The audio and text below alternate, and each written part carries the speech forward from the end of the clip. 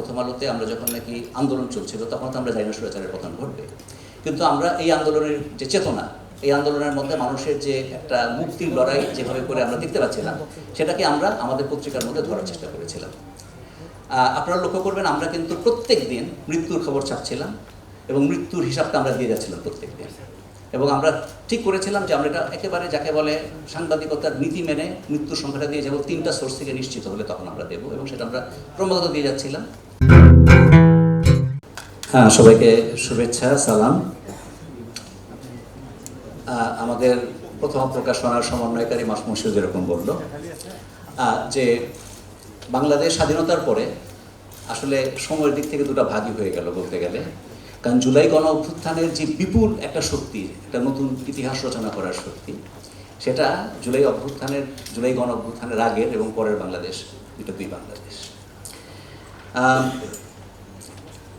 এরকম বড় ঘটনা আমরা দেখেছি, অনেক বড় ঘটনা যখন হয় সেখানে এত লোকের অনুভূতি থাকে, উদ্যোগ থাকে, এত লোকের অংশগ্রহণ থাকে, এবং সারা দেশে বিচিত্র অঞ্চল থেকে বিচিত্র পেশার বিচিত্র স্তরের মানুষ এটার সঙ্গে যুক্ত হয়, যে প্রত্যেকের একটা আলাদা করে ঘটনা আছে, প্রত্যেকের আলাদা করে স্টোরি আছে। সবগুলো মিলে হয়তো আমরা একসময় কখনো এই ধরনের একটা ঘটনার এরকম একটা ইতিহাসের দিকে, রচনার দিকে যাবো, এই সময়টা কীরকম ছিল। কিন্তু এর মধ্যে নিশ্চয়ই যারা প্রিয় ছিল, যারা ছাত্ররা, আমরা বলি যে ছাত্ররা প্রথমে আন্দোলনের সূচনা করেছিল, তাদের হাত ধরে একটি বিশেষ আন্দোলন, কোটার আন্দোলন, কোটার মধ্যে যে আছে যে বৈষম্য ছিল, সেই বৈষম্যকে দূর করার আন্দোলন, সেটা একটা নির্বিশেষ আন্দোলন হয়ে উঠল সেই সময়কার স্বৈরাচারী শাসক শেখ হাসিনার বিদায় আন্দোলনে পরিণত হল। যারা নাকি আমাদের এখানে ইতিহাস চর্চা করেন, দীর্ঘদিন ধরে ইতিহাসকে দেখছেন, তারা অনেকেই বলেছেন যে বাংলাদেশে এত বড় মুক্তিযুদ্ধের বাইরে এত বড় রাজনৈতিক ঘটনা, এত বড় গণবিস্ফোরণ ঘটনা। আমরা নাগরিক হিসেবে এই ঘটনার আগের 15-16 বছরের শাসন দেখেছি, সংবাদপত্রের কর্মী হিসেবেও দেখেছি। নানাভাবে আমাদের পত্রিকা বিঘ্নিত করার চেষ্টা হয়েছে, এবং একটা সময় এমন হয়েছিল যে আমাদের পত্রিকা প্রায় ভেঙে দেওয়ার মতন একটা পরিস্থিতি তৈরি হয়েছিল। আমরা বলতে পারি এটা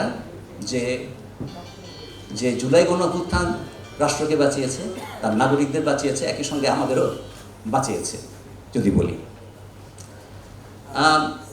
আমরা দেখেছি যে সেই সময়টা কীভাবে করে, এগুলো বই, আমরা কতগুলো বই প্রকাশ করেছি, আমরা দেখেছি কীভাবে রাষ্ট্র, সরকার, দল কীভাবে করে একটা ব্যক্তির কাছে সে কেন্দ্রীভূত হয়ে যায়। আমরা যদি বলি জুলাই গণ অভ্যুত্থান, যে গণ অভ্যুত্থান হয়েছে যেখানে ছাত্রদের সঙ্গে নাগরিকের এসে যুক্ত হয়েছিল সারা দেশে, এর মধ্য দিয়ে যেই পরিবর্তনটা এলো, সেই পরিবর্তনের মধ্য দিয়ে শুধুমাত্র তো একটি শাসনের পতন ঘটেনি, একটি স্বৈরাচারী শাসনের পতনই ঘটেনি, অনেকগুলো সম্ভাবনার দরজা খুলে গেছে। আমরা কতটুকু সেই সম্ভাবনা অর্জন করতে পারবো, সেই আত্মস্থ করতে পারবো রাষ্ট্রের মধ্যে, সেগুলোকে আমরা নিয়ে আসতে পারবো, সেটা হচ্ছে জাতি হিসাবে আমরা কীভাবে করে আচরণ করতে পারি, কতটা পরিপক্কতার পরিচয় দিতে পারি, তার উপর নির্ভর করবে। আমরা কি চাই রাষ্ট্রের মধ্যে? শেখ হাসিনা যেগুলো কেড়ে নিয়েছিল সেগুলি আমরা চাই। রাষ্ট্রীয় প্রতিষ্ঠানগুলো দাঁড়াবে, গণতন্ত্রের চর্চা হবে, মানবাধিকার অটুট থাকবে, বাক স্বাধীনতা থাকবে, মানুষ এগিয়ে যাওয়ার জন্য কোনো বাধার সম্মুখীন হবে না। রাষ্ট্র এমন একটা পরিসর রচনা করবে যেখানে মানুষ তার সৃষ্টিশীলতা, তার শ্রম, তার স্বপ্ন বাস্তবায়ন করতে পারবে।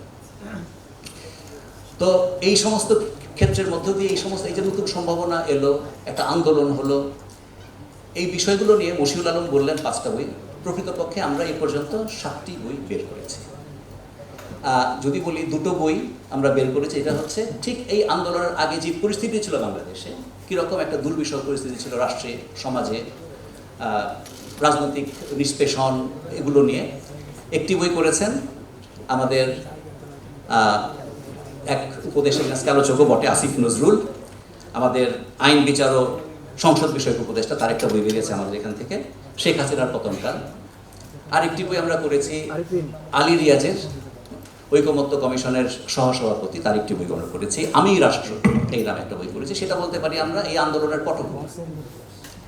আর আরেকটা বই আমরা করেছি, সেটা বলতে পারি যে নজরুল ইসলামের একটা বই, তার নাম হচ্ছে স্বৈরতন্ত্র প্রতিরোধের পথ। যে আমরা নতুন রাষ্ট্রে যে সম্ভাবনা উঠে আমরা দেখতে পাচ্ছি, সেই সম্ভাবনাকে রাষ্ট্রের মধ্যে কীভাবে করে আমরা তৈরি করবো, কীভাবে করে স্বৈরতন্ত্রকে কীভাবে করে রাষ্ট্রের মধ্যে, রাষ্ট্রকে স্বৈরতন্ত্র হতে না দেওয়া, স্বৈরতান্ত্রিক হতে না দেওয়া, সরকারকে স্বৈরতান্ত্রিক হতে না দেওয়ার পথগুলো কী কী হতে পারে, সেটা নিয়ে তিনি কতগুলো মৌলিক ইস্যু তুলে ধরেছেন, সেটা নিয়ে আমরা একটা বই করেছি। আর আমরা নিজেরা আমি একটা বই সম্পাদনা করেছি ঘটনাচক্রে, সেটা হচ্ছে নাম আমরা দিয়েছি সেই বইটার জুলাই গণ অভ্যুত্থানের সাক্ষ্য। সেই আমরা আরেকটা বই করেছি আলতাফ পারভেজের, সেটার নাম হচ্ছে লাল জুলাই। সর্বশেষ সংযোজন হচ্ছে আসিফ মাহমুদ সজীব ভুঁইয়ার এই বই জুলাই মাতৃভূমি অথবা মৃত্যু। এই বইটা সত্যি বলতে কি আমরা বলবো যারা নাকি সেই সময় এই ঘটনার মধ্যে ছিলেন, ঘটনাধারাকে প্রভাবিত করেছেন, ঘটনার মধ্যে সক্রিয়ভাবে যুক্ত ছিলেন, পরিকল্পনা করেছেন, মৃত্যুর ঝুঁকি নিয়েছেন, তাদের মধ্যে তিনি একজন। তিনি এই বইটির মধ্যে অনেক কিছু বলেছেন, সেগুলো আজকে শুনবো, আলোচকরা বলবেন, তিনি নিজেও বলবেন। কিন্তু আমাদের দিক থেকে এই বই করার খুব আগ্রহ ছিল, কারণ আমরা জুলাই গণ অভ্যুত্থানের উপরে খুব জোর দিচ্ছিলাম। আপনারা জানবেন, অনেকে জানবেন, প্রথম আলোতে আমরা যখন নাকি আন্দোলন চলছিল তখন তো আমরা জানি না স্বৈরাচারের পতন ঘটবে, কিন্তু আমরা এই আন্দোলনের যে চেতনা, এই আন্দোলনের মধ্যে মানুষের যে একটা মুক্তির লড়াই যেভাবে করে আমরা দেখতে পাচ্ছিলাম, সেটাকে আমরা আমাদের পত্রিকার মধ্যে ধরার চেষ্টা করেছিলাম। আপনারা লক্ষ্য করবেন আমরা কিন্তু প্রত্যেক দিন মৃত্যুর খবর ছাপছিলাম এবং মৃত্যুর হিসাবটা আমরা দিয়ে যাচ্ছিলাম প্রত্যেক দিন। এবং আমরা ঠিক করেছিলাম যে আমরা এটা একেবারে যাকে বলে সাংবাদিকতার নীতি মেনে মৃত্যুর সংখ্যাটা দিয়ে যাবো 3টা সোর্স থেকে নিশ্চিত হলে তখন আমরা দেবো, এবং সেটা আমরা ক্রমাগত দিয়ে যাচ্ছিলাম। আমরা পরিকল্পনা করে আরও একটা জিনিস করছিলাম, সেটা হচ্ছে আহতদের, যারা চোখ গেল, যাদের হাত পা ক্ষতিগ্রস্ত হয়েছে, তার যারা শারীরিক প্রতিবন্ধিতা মেনে নিয়েছেন, তাদের খবর চাচ্ছিলাম এবং একটি করে মানবিক স্টোরি দিয়ে যাচ্ছিলাম, যাতে মানুষের মনের মধ্যে এটার এই ঘটনার যে ভয়াবহতা, এই ঘটনার মধ্যে মুক্তির যে দিশা দেখা যাচ্ছে, এই ঘটনার মধ্যে মানুষের যে অংশগ্রহণ করার যে বাসনা, সেটা আমরা তার সঙ্গে একাত্ম ছিলাম।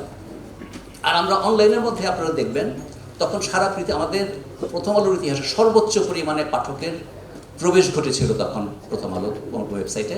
আমরা একটা লাইভ নিউজ বলে একটা জিনিস করেছিলাম, কোথায় কি হচ্ছে এটা লাইভ দেখতে পেত সারা দেশের পৃথিবীর লোকেরা, এবং এটা তখন খুবই সফল হয়েছিল।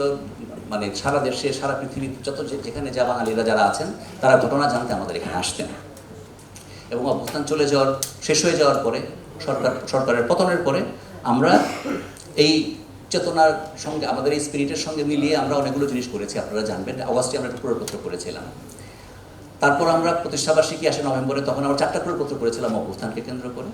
আমরা একটা ফটোগ্রাফির বই করেছিলাম আমাদের আলোকচিত্রদের তোলা সেই ঘটনা, যেটি আমি মনে করি ভবিষ্যতে এটা ইতিহাসের একটা উপাদান হবে নিশ্চয়ই।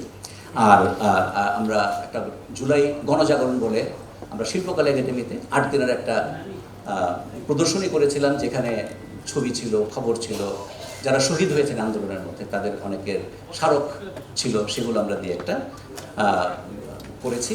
এবং সেটা এখন আমরা ভার্চুয়ালও করেছি, সেটা অনলাইন, যারা নাকি দেখতে পারেনি তারা দেখতে পাবে, ওখানে আছে, এটা আমাদের এখন ওয়েবসাইটে আমরা দিয়েছি। আমরা কতগুলো ডকুমেন্টারিও করেছি।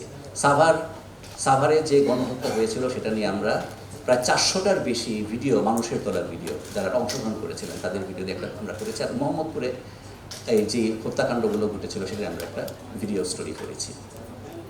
তো যাই হোক, আমরা আসছিলাম, আসিফ মাহমুদ সজীব ভুঁইয়ার বইটা বেরিয়েছে এবং এটার আলোচক হিসেবে আজকে আমাদের এখানে এখনও মাহফুজ আলমকে দেখতে পাচ্ছি না, কিন্তু আসিফ নজরুল এসছেন, আইন বিচারক, সংসদ বিষয়ক উপদেষ্টা। মাহফুজ আলম আশা করি যোগ দিবেন, তথ্য সম্প্রচার উপদেষ্টা। নাহিদ ইসলাম জাতীয় নাগরিক পার্টির আহ্বায়ক। রিফাত রশিদ জাতীয় নাগরিক পার্টির যুগ্ম সদস্য সচিব। আর আসিফ মাহমুদ তো আছেন। আসিফ মাহমুদের বইটা ঘটনাচক্রে আমাকে পড়তে হয়েছে, কারণ আমাকে এটা এডিট করতে হয়েছে। এবং আমি খুব আশ্চর্য হয়েছে যে এটা 2-3টা বিষয় আমি সত্যি আশ্চর্য হয়েছি, এটা বলতেই হবে। একটা হচ্ছে এত মানুষের অংশগ্রহণ, পক্ষে বিপক্ষে সহযোগিতা আসছে না। কিন্তু আসিফ মাহমুদকে আমি দেখেছি লেখার মধ্যে কোথাও কারো সম্পর্কে তার মধ্যে একটা কটূক্তি কারো সম্পর্কে করেননি, তার মধ্যে একটা অসম্ভব ভারসাম্যপূর্ণ মনের পরিচয়। আর একটা হচ্ছে এত খুঁটিনাটি যে মনে রাখা, প্রত্যেক দিন এখানে এই হচ্ছে, সেখানে সেই হচ্ছে, এত যে মনে রেখেছেন, অসম্ভব একটা মনে হয়েছে। আমার ব্যক্তিগত ধারণা, যেটা বলছিলাম, যে এই সমস্ত ঘটনার মধ্যে প্রত্যেকের স্টোরি থাকে, প্রত্যেকের নিজের স্টোরি থাকে, কিন্তু আসিফের বইটা আমি মনে করি একটা আলোচনার সূত্রপাত ঘটাবে। এটা একটা পরবর্তীকালে এই ঘটনার, এই সময়কার গণজাগরণ, এই জুলাই গণ অভ্যুত্থান নিয়ে লিখতে গেলে এই বইটা একটা খুবই গুরুত্বপূর্ণ বই হবে, কারণ এর মধ্যে এমন অনেক ঘটনা আছে যেগুলো আমরা জানি না, এমন অনেক ঘটনা আছে যেগুলো আমরা, যেহেতু স্মৃতি তার তরতাজা থাকতে থাকতে উনি বইটা করেছেন, ফলে এইটা ভবিষ্যতে কাজে লাগবে। আমরা চাইবো যে ভবিষ্যতে আরও অনেকে লিখবেন এই বই, যারা বিভিন্ন জায়গায় ছিলেন, এবং সবার গল্পগুলো মিলে আমরা এই জুলাই গণ অভ্যুত্থানের একটা বৃহত্তর ইতিহাসের একটা মোটা দাগে যে ইতিহাসটা হবে সেটা আমরা আলোচনা করতে পারবো। আসিফের বই সেখানে একটা গুরুত্বপূর্ণ ভূমিকা পালন করবে, সেটা অবধারিতভাবে বলা যায়। যাই হোক, অনেক কথা বলে ফেলেছি। এখন আমি একটু মঞ্চে সবাইকে ডাকতে চাই। প্রথমে আজকের অনুষ্ঠানের মূল আকর্ষণ আসিফ মাহমুদ সজীব ভুঁইয়া, তাকে আমি আসতে অনুরোধ করি। তিনি স্থানীয় সরকার পল্লী উন্নয়ন সমবায় এবং যুব ও ক্রীড়া উপদেষ্টা, অন্তর্বর্তী সরকারের মাঝের চেয়ারে বসবেন। আমি ডাকছি আসিফ নজরুল, আইন বিচার ও সংসদ বিষয়ক উপদেষ্টা। আমি অনুরোধ করছি অন্তর্বর্তী সরকারের উপদেষ্টা, হ্যাঁ, আমি অনুরোধ করছি জাতীয় নাগরিক পার্টির আহ্বায়ক নাহিদ ইসলামকে। আমি অনুরোধ করছি রিফাত রশিদ, জাতীয় নাগরিক পার্টির যুগ্ম সদস্য সচিবকে। আমরা অনুষ্ঠান শুরু করি। প্রথম আলোচক, আমরা প্রথমে বলে রাখি, যেহেতু আমি বলেছি যে আমাদের অনুষ্ঠানটা আমরা শেষ করতে চাই 4:30টার মধ্যে, যেহেতু রোজা, আমরা 8-10 মিনিট করে সবাই কথা বলবো এবং সময় মতো শেষ করার চেষ্টা করবো। সময়ের দিকে আমরা সবাই খেয়াল করবো। আমি হয়তো বিরন্ন করবো বক্তারা যদি বেশি বলেন, এসে নাহিদকে বলতে হবে, কম না। হ্যাঁ, তো আমি প্রথমে রিফাত রশিদকে অনুরোধ করছি তার বক্তব্য রাখার জন্য। রিফাত।